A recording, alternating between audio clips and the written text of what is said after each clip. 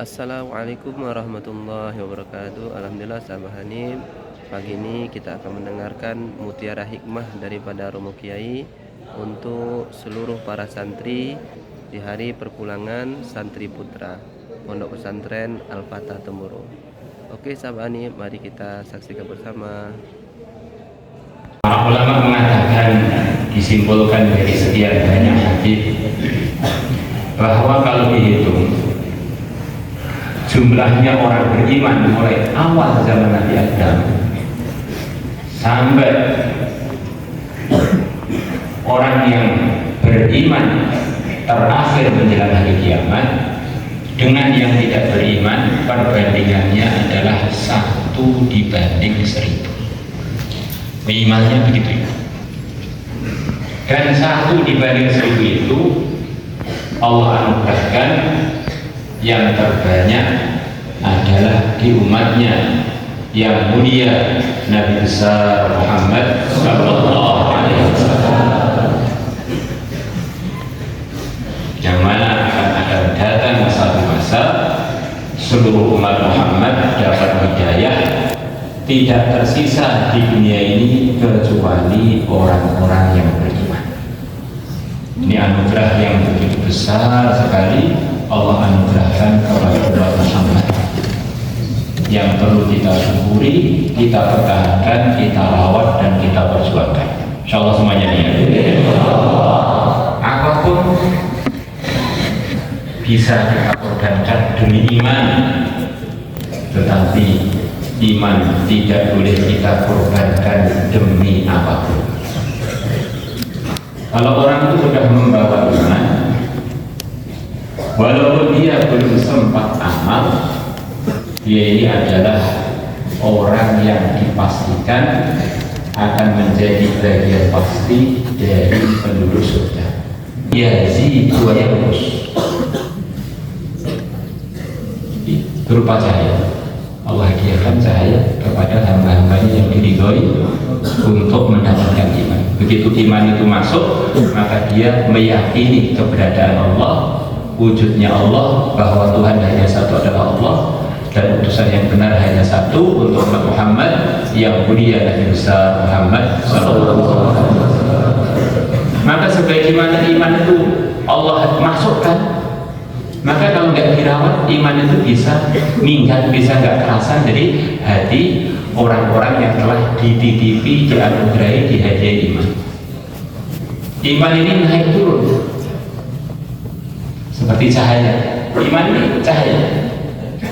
Cahaya ada yang terang benderang, ada kurang, ada yang sangat redup, bahkan ada yang asalnya terang meredup, akhirnya mati. Al-imanu yazidu wa yanqus, yazidu bi ziyadatil a'mal wa yanqusu bi ma'asil. Iman ini tambah dan berkurang.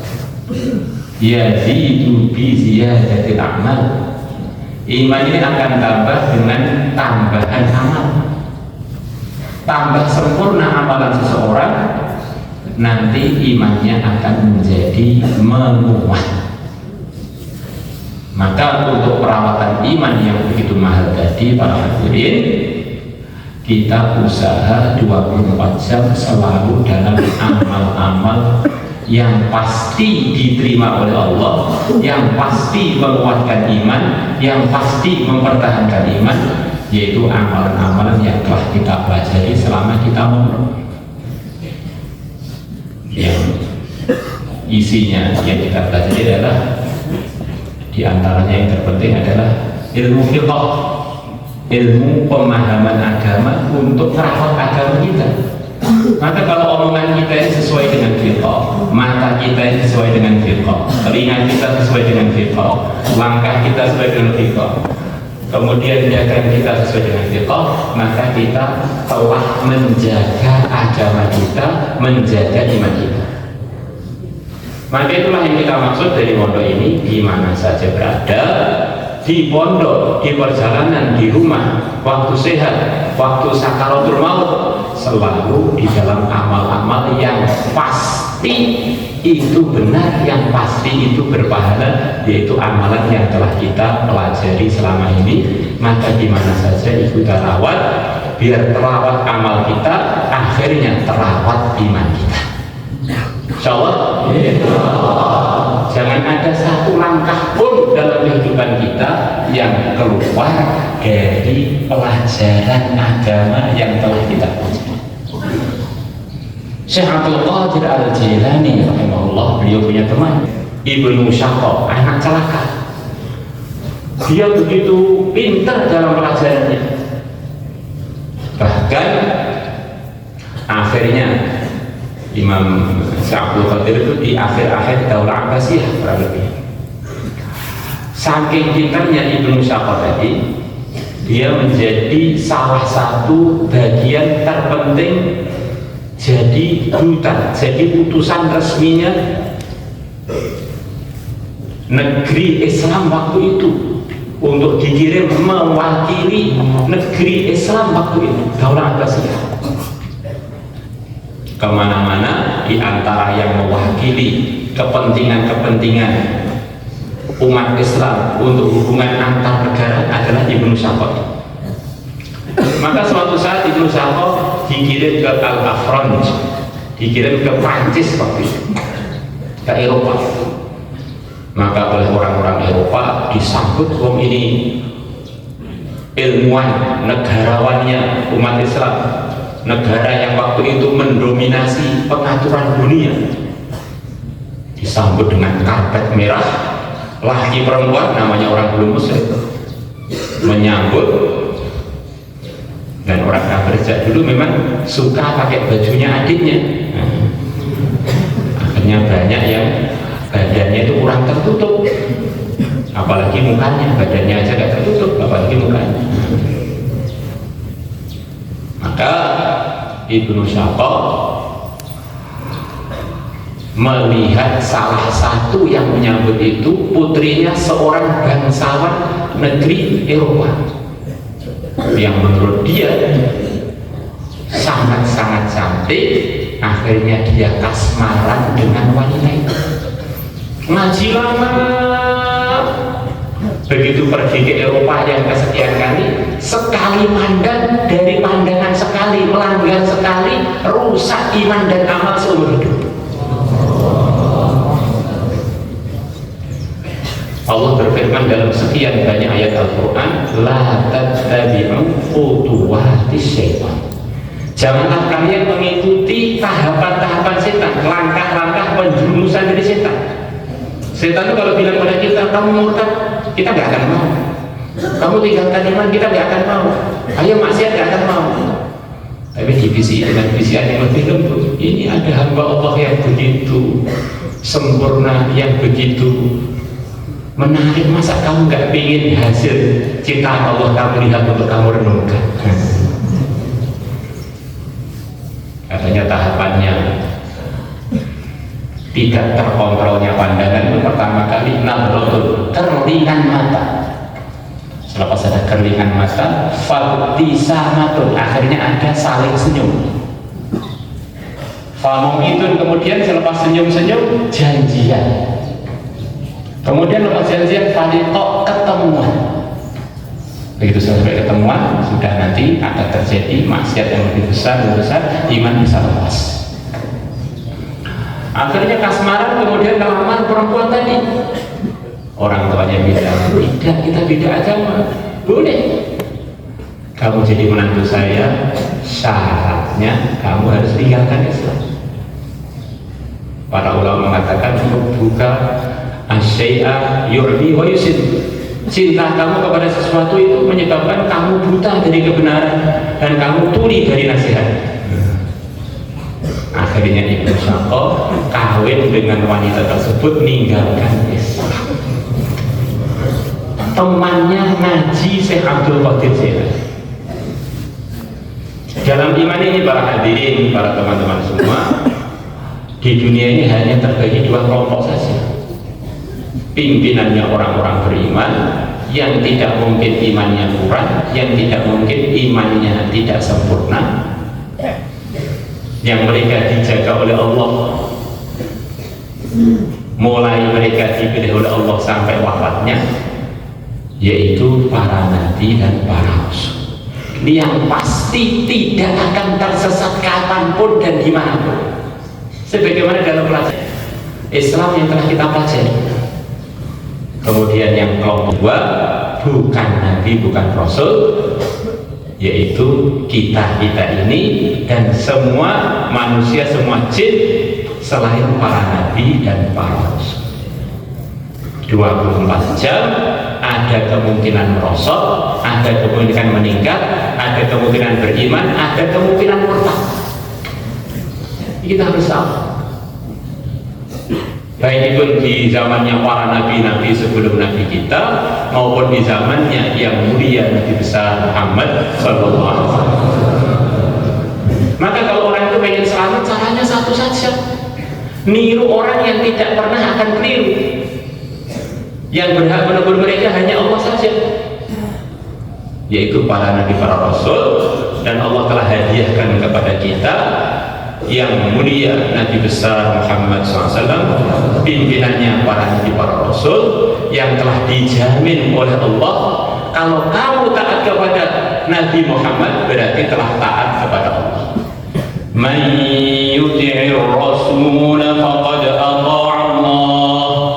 Barang siapa yang taat kepada yang mulia Nabi besar Muhammad SAW, sungguh dia telah taat kepada Allah. Maknanya kalau kita ingin benar-benar lurus, jalannya hanya satu saja: ikut apa yang diarahkan oleh yang mulia Nabi besar Muhammad SAW, yang dijamin oleh Allah. Semua perkataan beliau adalah bimbingan dari wahyu. Wa ma yantiqu 'anil hawa in huwa illa wahyu yuha. Nabi Muhammad tidak pernah berbicara dari diri beliau sendiri, semuanya adalah dari bimbingan wahyunya Allah yang diwahyukan kepada beliau. Suatu hari telah datang para sahabat kepada yang mulia Nabi besar Muhammad Sallallahu Alaihi Wasallam. Beliau ditanya, ya Rasulullah, saya lihat Tuhan kadang-kadang kelihatan berbahagia, kadang-kadang kelihatan sedih, kadang-kadang kelihatan ceria, kadang-kadang kelihatan murka. Apakah semua yang engkau katakan dalam kondisi yang berbeda-beda tadi semuanya bisa kita tulis, semuanya bisa kita jadikan pegangan? Maka dia mengatakan, iya, semuanya adalah pegangan untuk kalian, sambil beliau menunjuk pada mulut beliau yang mulia. Ma kharaja minhu illal haq. Tidak keluar dari mulut saya kecuali kebenaran saja. Maka ikut Nabi berarti ridhonya Allah. Ikut Nabi berarti selamat iman dan amal kita. Man ata'ani dakhalal jannata wa man 'asani faqad. Siapa yang taat kepadaku pasti surga, yang tidak mau taat tidak mau masuk surga. Nah, ikut Nabi itu yang dipastikan ikut Nabi bagaimana? Ibnu Hajar Al-Haytami kurang lebihnya menukilkan dalam kitab Fathul Mubin, dinukilkan dari Imam Tohawi. Beliau mengatakan kurang lebihnya, kalau orang itu pengen benar-benar pasti ikut Nabi, harus ikut salah satu madhab 4. Kalau orang tidak ikut salah satu madhab 4, dikhawatirkan dia keluar dari kebenaran. Kalau wafat belum terjamin selamat dari neraka.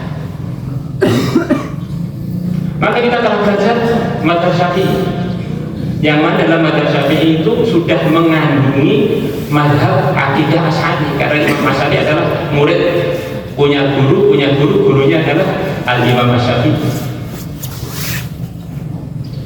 Maka kalau kita ingin benar-benar mengamalkan Islam yang di situ terdapat iman dan amal kita, mulai ujung buku kita sampai ujung rambut kita praktekkan sesuai fikih, sesuai pelajaran yang telah diarahkan dalam madhab Syafi'i yang telah kita pelajari sekian lama.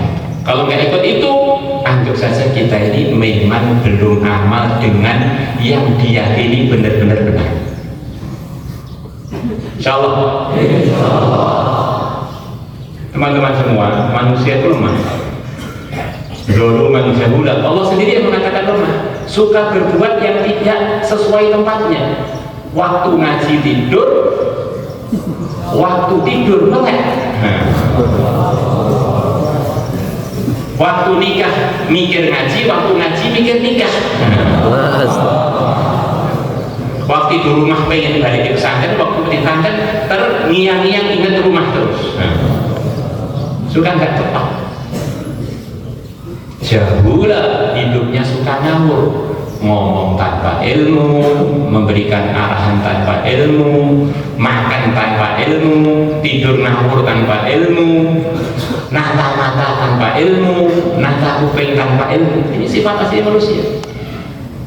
Kemudian dalam dirinya manusia ada nafsu yang menyertai kita terus, yang kurang lebih kalau dibahasakan itu adalah keinginan. Kita ini, dalam diri kita ini punya keinginan. Yang keinginan ini secara umum mengajak kita kepada keburukan. Inna nafsa la'amaratun bisu. Sesungguhnya nafsu itu, keinginannya manusia itu ngarahnya itu kebanyakan perintah yang buruk. Sampai para ulama mengatakan, kalau kamu ragu perkara ini halal apa haram, baik apa tidak, kamu tanya pada keinginan kamu. Kok semua biasanya itu ujung-ujungnya nggak baik. Saya ini makan hari ini kalau lebih sebelumnya, selepas itu jangan makan. Ini biasanya makanannya ada syubhatnya atau bagaimana? Kok biasanya makan untuk biasa-biasa aja, kok hari ini makan ayamnya kok semangatnya melebihi sebelumnya, lipat-lipat. Oh, ini hati-hati. Ini biasanya keinginan begini ini ujung-ujungnya ternyata makanannya ada masalah. Saya kok mata saya pengen melek terus, kenapa? Ternyata ada yang tidak mahram lewat. Melihat istri yang nggak semangat, melihat istri tetangga semangat. Innal insana lazalumun kafar. Di samping itu manusia suka tidak merasa diuntungkan dengan nikmat-nikmat Allah. Semua nikmat dunia ini, para hadirin teman-teman semua, semuanya dikumpulkan jadi satu. Nikmat-nikmat dunia berupa materi maksudnya, itu tidak sebanding dengan 2 rakaat sunnah sebelum subuh, tidak sebanding dengan pahalanya sekali subhanallah. Kadang-kadang orang itu di pondok sudah hafal Quran 1 juz, sudah hafal Yasin, yang setiap kalimatnya ini, bahkan setiap hurufnya pasti mendatangkan pahala. Yang lihat orang-orang kaya yang belum kenal agama, yang masih jauh dari kebaikan, dia takjub, wah untungnya ya tetangga saya sudah sukses, padahal dia belum dipilih oleh Allah untuk amal agama, bahkan belum dipilih oleh Allah untuk beriman. Kok kita merasa itu lebih beruntung dari kita? Itu namanya penghinaan kepada nikmat Allah yang tidak bisa dibandingkan dengan nikmat dunia. Semua pelajaran agama itu, para hadirin, kalau dipraktekkan oleh siapapun pasti mendatangkan ridhonya Allah, mendatangkan rahmatnya Allah, mendatangkan penjagaan dari Allah, memastikan akan menjadi bagian dari orang yang dimasukkan dalam surganya Allah. Diamalkan orang kaya akan sukses, orang miskin akan sukses, orang pelajar akan sukses, diamalkan oleh ustaz-ustazah akan sukses. Tetapi kalau pengetahuan dunia, tawaran-tawaran kerja dunia, itu semuanya spekulasi. Sampai yang menawarkan diri gak bisa jamin. Coba kamu belajar dunia di mana aja, ikut gerakan menawarkan dunia di pabrik mana saja. Kamu tanya pada manajer kamu, Pak, kalau saya ikut program ini, apa pasti saya jadi kaya? Apa pasti saya untung? Apa pasti saya akan menjadi orang yang duitnya banyak seperti bapak itu? Yang membuat program nggak berani jamin.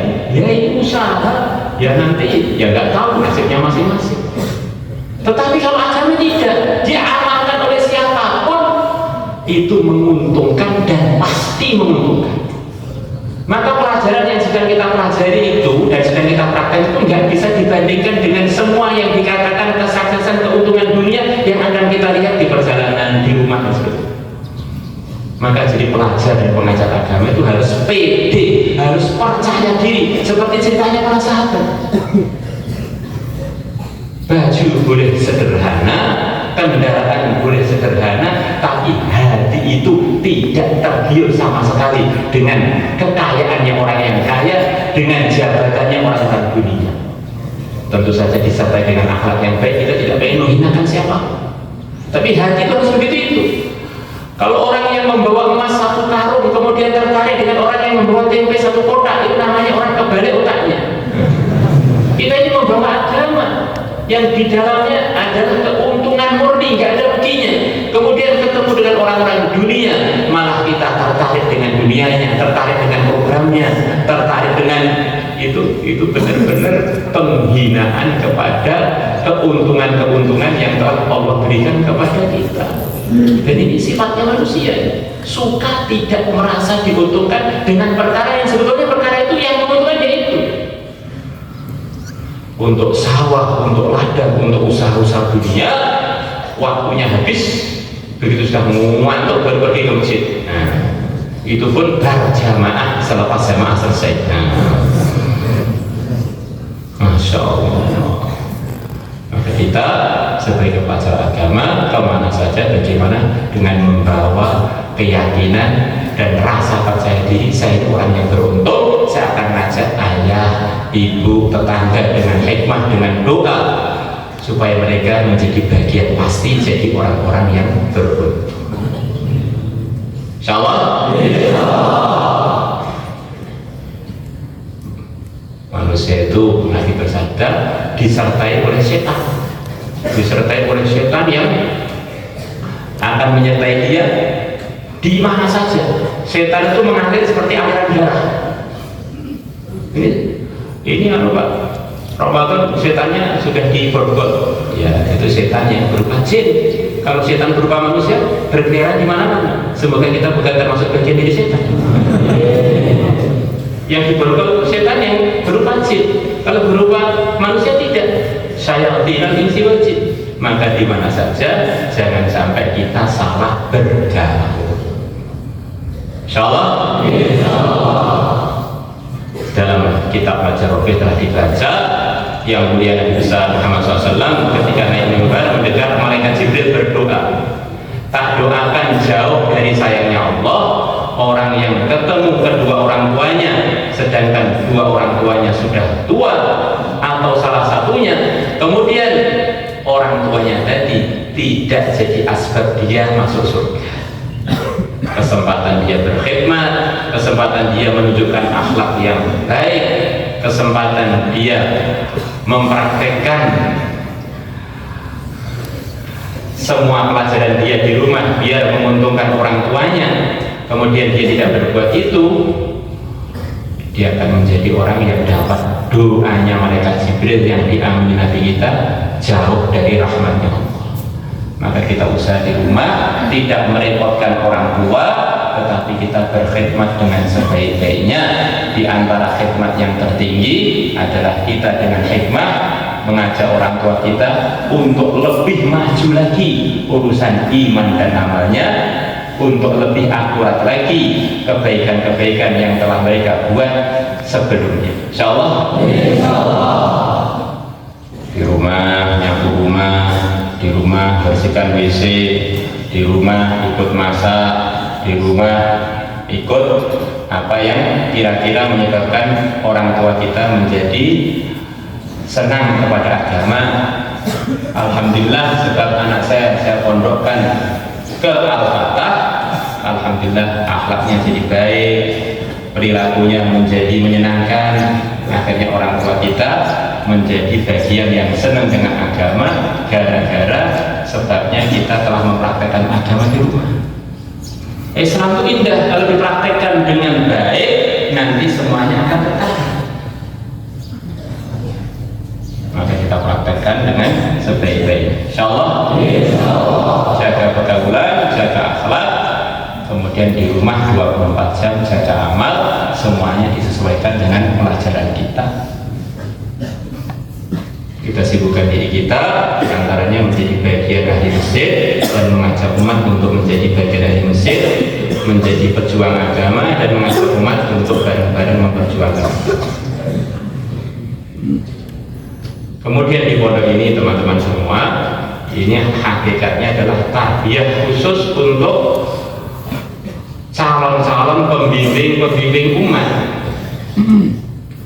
Pondok itu sangat penting untuk selalu dirawat, ditingkatkan, disebarkan, tetapi tidak semua orang sesuai untuk kita ajak mondok. Kita di rumah yang kita ajak mondok memang orang-orang yang kehidupannya normal, bukan orang-orang yang otaknya tinggal separuh, tinggal seperempat karena terbakar dengan oli, terbakar dengan bensin dan sebagainya. Ini orang-orang ini tetap kita sayangi, kita doakan, kita ajak dalam program, tapi bukan menjadi bagian dari calon-calon pengarah-pengarah agama, calon-calon ustaz. Maka di antara anugerah Allah kepada Nabi kita diberi sahabat yang tidak ada satupun yang tuli, supaya sesuai untuk menerima dan menyampaikan agama kepada umat. Orang itu kalau sudah tuli sering salah paham. Nggak usah tuli, ngantuk aja kita sering salah paham.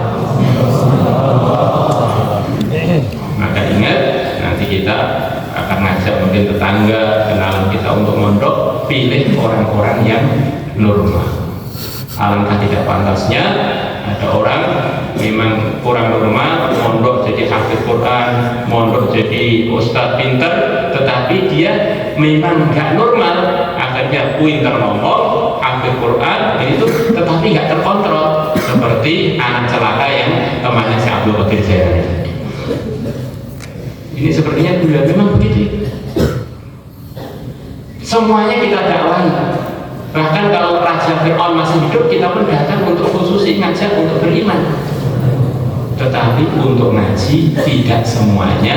Ngaji yang sifatnya sampai mengarah jadi pengajar-pengajar agama, rujukan-rujukan agamanya adalah hanya khusus untuk orang-orang yang sehat. Insyaallah ya. Sehat maksudnya otaknya, kalau badannya cacat itu nggak masalah. 24 jam selalu membawa dua sifat biar kita selamat dari kelemahan kita sebagai manusia. Di samping kita usaha terus mempraktekkan agama sesuai arahan salah satu madhab 4, kita selalu membawa dua sifat untuk mendukung dan menyempurnakan amal agama kita. Pertama adalah muraqabah. Sayyidina Umar mengatakan, ingat Allah adalah obat dari lalai, obat dari merosotnya iman, obat dari maksiat, obat dari salah, obat dari nyeleweng. Lupa Allah adalah penyakit. Semua kemerosotan iman, kemerosotan amal karena lupa Allah. Di mana saja kita harus merasa meyakini saya ini di dalam pengawasan Allah, didengar oleh Allah, dan akan disowankan kepada Allah, akan ditanya dengan terperinci apa yang telah kita buat selama kita di dunia. Maka kita ada di pondok, kita ada di kampung, kita ada di rumah, di perjalanan, selalu membawa sifat muraqabah. Insyaallah semuanya nih ya.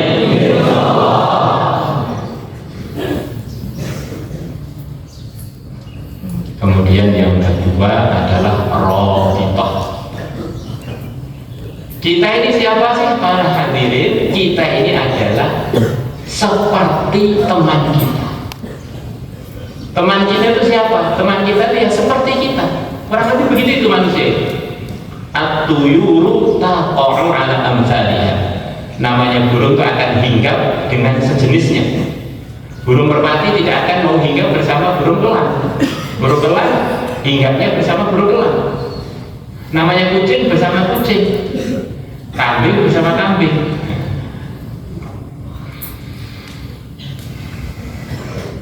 maka kita usaha dalam kehidupan yang zahir hanya bersama orang-orang yang baik. Dalam kehidupan rasa kita juga bersama orang-orang baik. Itu ada orang itu zahirnya bersama orang baik, bahkan orang terbaik, yaitu para munafikin. Mereka sholat jamaah bersama Nabi, menghadiri majelisnya Nabi, tetapi rasa hatinya bersama para musuh-musuh agama. Akhirnya rasa hati itu ternyata lebih rusak, melebihi kebaikan bersama orang-orang baik di dalam zahirnya badan. Namanya istrinya Nabi Nuh, istrinya Nabi Lut, itu zahirnya bersama orang terbaik, orang suci, tapi hatinya bersama musuhnya Nabi Nuh, musuhnya Nabi Lut. Akhirnya waqilan bulan narum ad-dakhirin, keduanya diperintahkan masuk neraka bersama orang-orang yang musuh. Maka kita kumpulkan antara pergaulan zahir dan pergaulan batin. Caranya bagaimana? Pergaulan zahir sudah tampak kita selalu komunitas kita jaga hanya kumpul dengan orang-orang yang baik. Kemudian batin, rasakan rindu kita, cinta kita yang kita ingat-ingat. Memang kita paksa diri kita untuk itu, kita paksa. Namanya orang yang kalaf, orang yang hidup bani syariat, orang-orang yang sehat, yang sudah balik, itu tandanya dia mampu memaksa rasanya mau belok dipaksa, mau mikir yang buruk kita belokkan, mau mikir orang-orang yang suka melanggar kita paksa, yang kita pikir, kita rindukan, kita dengarkan nasihatnya, kehidupannya orang-orang yang baik. Hati kita hanya kita isi seakan-akan kita ini selalu satu majelis dengan guru kita yang paling kita segani. Kita sedang di kelas itu, kita sedang sowan kepada beliau, dan guru kita ini adalah bersambung dengan gurunya. Bersambung dengan gurunya, pimpinan majelis itu adalah yang mulia Nabi besar Muhammad Sallallahu Alaihi Wasallam. Selalu kita rasakan kita ini sedang di kelas yang mana yang ngajar di kelas itu Sayyidul Anbiya. Akhirnya orang-orang dulu tuh walaupun gak ada orang, duduknya sopan, tidurnya sopan, pakai baju sopan, di mana saja ada orang, gak ada orang, karena selalu merasa satu majelis dengan orang-orang soleh, satu majelis dengan yang mulia Nabi besar Muhammad SAW. Kita bawa dua sifat ini, insya Allah di mana saja akan terjaga iman, takwa, amal kita, dan di mana saja akan selalu dalam hidayah dan jadi asbab hidayah. Insyaallah semuanya dia. Sampai di rumah jangan menunda untuk niat kebaikan.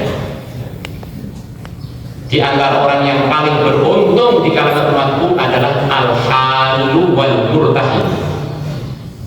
Orang yang selesai dari satu kebaikan langsung bergerak lagi untuk menuju kebaikan yang kedua. Selepas selesai 30 juz langsung bergerak baca Fatihah. Begitu pulang ke rumah, begitu sampai rumah sudah mikirkan tiket untuk balik ke Al-Fatihah. Jadi walaupun kita ini di rumah hari pertama sudah dapat pahala berangkat lagi fisabilillah. Iskandar bin Qur'an rahimahullah, termasuk raja Islam terbesar di zamannya, yang umur kurang dari 40 sudah menguasai dunia waktu itu. Ditanya, kamu kok bisa menguasai seluruh dunia itu resepnya apa? Ya banyak, diantaranya saya nggak pernah menunda kebaikan. Salah semuanya ya? Diusahakan tanggal 13-an paling lambat semuanya sudah sampai di Al-Fatah Temboro Al-Munawwar. Siap?